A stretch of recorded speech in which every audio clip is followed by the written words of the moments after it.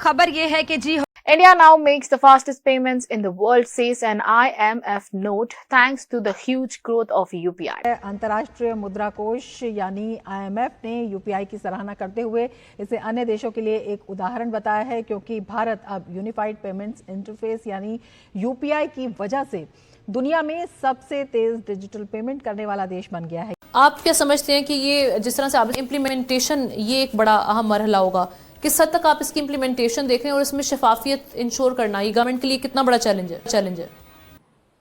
हम क्यों अपने आप को रोक के बैठे हुए हैं?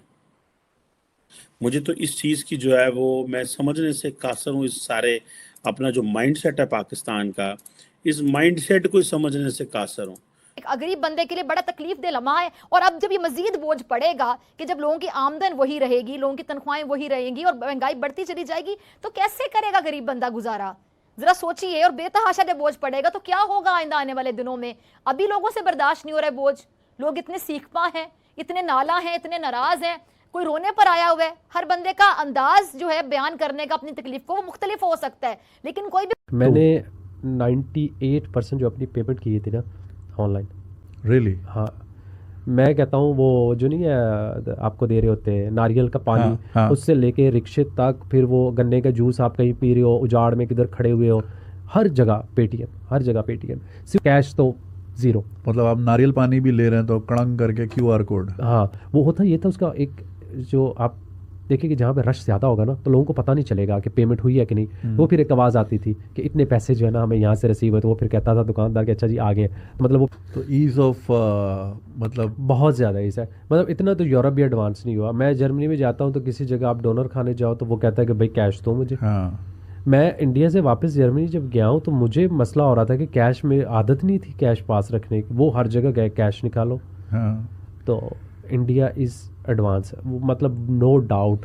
आई होप कि हम भी थोड़ा सा जो है ना उनको फॉलो करेंगे कि भाई हम क्यों जो है वो अपने आप को ये समझते हैं कि हमें इस इलाके की तरफ नहीं जाना, और क्यों इंडिया जो है उसने अपने आप को वो उस तरफ ले गया हुआ है, और हम ये समझते हैं कि जनाब बस ठीक है, आई जो है ना आई ठीक।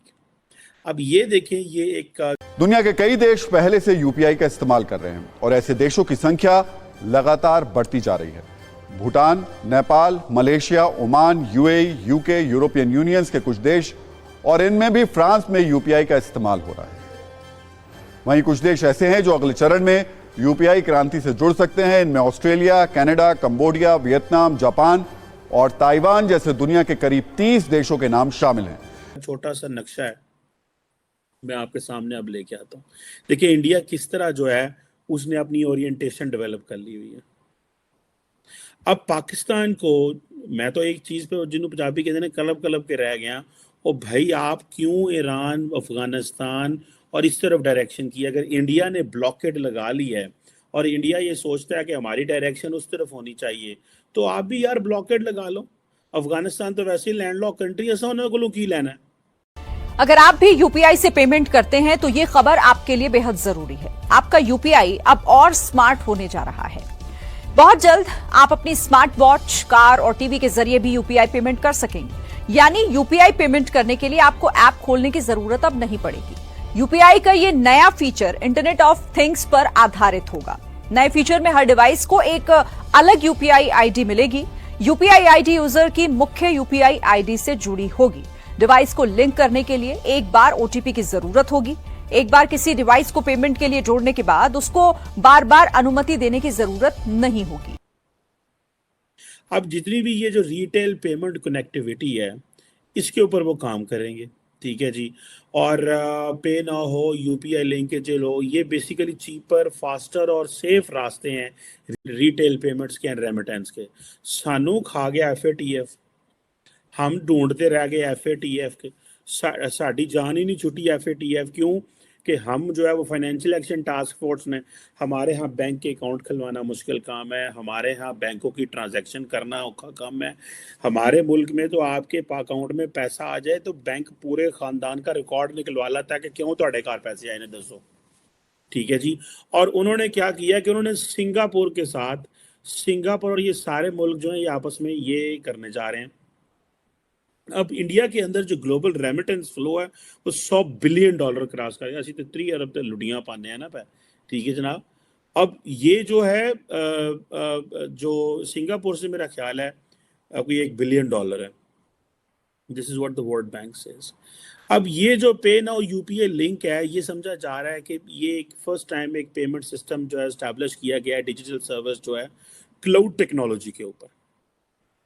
और ये जो सिस्टम है बेसिकली ये मुस्तकबिल के अंदर भी रेमिटेंस का जो वॉल्यूम है इसको बढ़ाएगा। Launched in 2016, UPI now handles over 18 billion transactions monthly. As UPI grows, cash and card use is falling. The IMF says open interoperable systems like UPI help boosting the digital payments. Policymakers must ensure the fair competition as the UPI expands. ने तज्जियाकारों के सामने हमने यही सवाल रखा है और इसी को समझने की कोशिश कर रहे हैं कि क्या पाकिस्तान को मुज़ाकरात की पेशकश करनी चाहिए। और भट्टी साहब आपसे मैं शुरू करूंगी इसी सवाल के साथ कि क्या ये जो शर्त है कि कश्मीर के मामले को हल किया जाए और जब तक वो हल नहीं होगा तब तक मुज़ाकरात शुरू नहीं हो सकते, ये दुरुस्त बात है?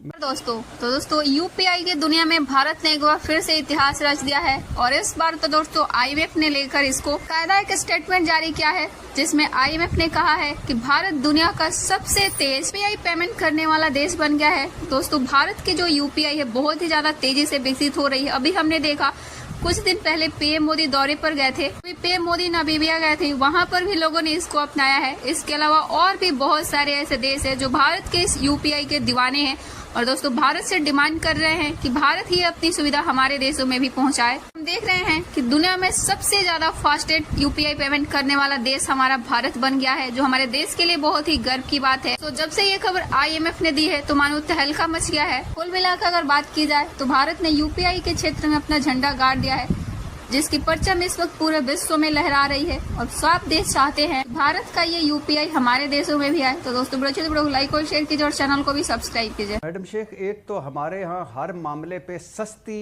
और 2 नंबर किस्म की सियासत बड़ी ज़रूरी हो जाती है। कल इमरान खान कोई बात करता था तो ये टपक टपक के आते थे, ओ कश्मीर फरोश, ओ कश्मीर बेच दिया, ओ जुल्म सितम, और नरेंद्र के मोदी के दोस्त। और कल आप पीपल्स पार्टी और नून लीग आपस में भी कहा करते थे मोदी तेरा यार तो फलाना तो फलाना। मुल्क मैडम शेख भीख मांगना, सदके के भीख मांगना वो जायज़ है, अमन की भीख मांगना नाजायज़ है। फवाद चौधरी साहब और वज़ीर आज़म साहब और सारे हमारे साहिबान से अर्ज़ है कि 5वीं बड़ी मईशत बन चुका है भारत। कभी इस तरफ भी तवज्जो दें। 91-92 में वो आखिरी बार IMF के पास गया था और 166 अरबपति हैं वहाँ सिर्फ डॉलरों में। अब मेरे 2-3 सवाल हैं इन सारों से, क्योंकि टाइम थोड़ा है, सिर्फ 2-3 सवाल। क्या आपके इस बेकार और नाकारा किस्म और खामोश इस्तेजाज जो है इससे मकबूजा वादी की जिंदगी में कोई फ़र्क पड़ा है या पड़ेगा? नंबर 1। नंबर 2, क्या आप मकबूजा कश्मीर को बज़ोरे बाजू जब ताकत के जरिए हासिल कर पाएंगे?